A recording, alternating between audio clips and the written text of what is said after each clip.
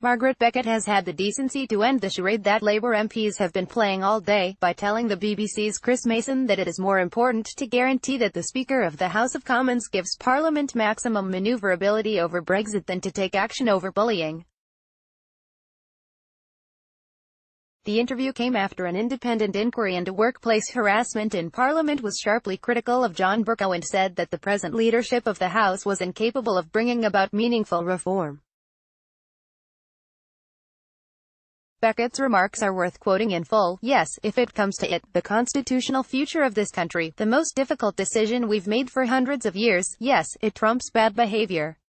There are three important things to note here. The first is that we should thank Beckett for having the honesty to say what many of her parliamentary colleagues, honourable exceptions include Ben Bradshaw and Emily Thornberry, have not. Most Labour MPs have behaved thoroughly shamefully today in the House of Commons, criticising Bercow's regular opponents for calling on him to go, accusing them of bullying and in general pulling a number of double-faced tricks rather than admit the plain truth, that they've decided that toleration of workplace bullying is a price they are willing to pay if it delivers the right Brexit. They aren't the only ones. Caroline Lucas also demeaned herself by saying that it was Bercow's critics who were engaging in bullying behaviour, but they are the only people in Parliament who sit for a party whose literal name suggests at least a measure of support for workplace rights.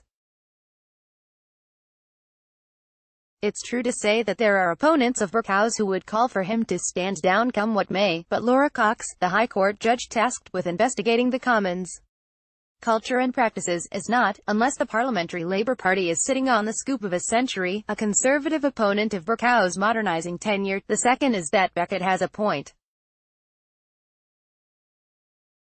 As grim as it is, the eventual shape of Brexit will have a significant and lasting impact on 60 million people, while leaving a culture of workplace bullying and sexual harassment in place at Westminster will have a significant and lasting impact on the lives of at best 1,000 people.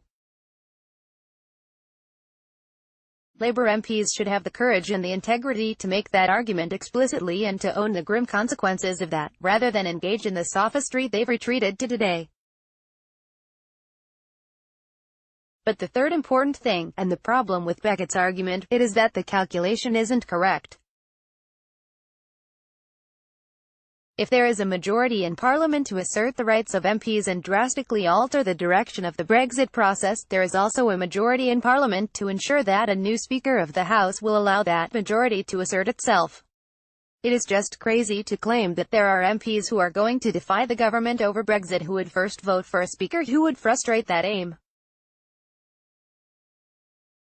If it is Labour MPs' honest belief that they are actually so tactically inept that the only way they can guarantee not sabotaging their hopes of changing Britain's trajectory over Brexit is to keep John Bercow in place, fine. In that case, a couple of ruined careers and lives in the Palace of Westminster is a small price to weigh in the balance.